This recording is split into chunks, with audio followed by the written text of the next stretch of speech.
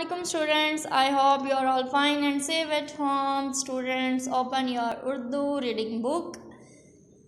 It's my second lecture.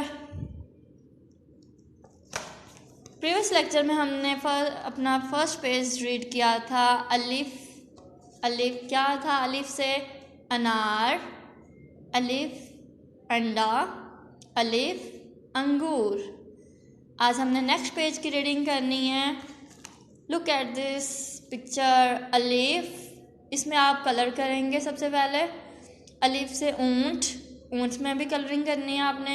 अलिफ से अनानास में भी आपने कलरिंग करनी है।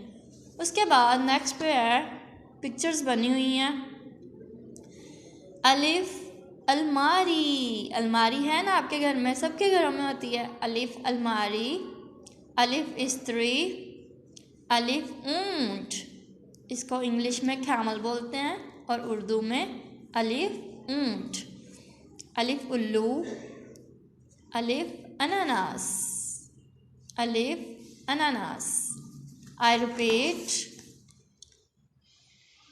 अलिफ अलमारी, अलिफ स्त्री, अलिफ ऊंट, अलिफ उल्लू, अलिफ अनानास।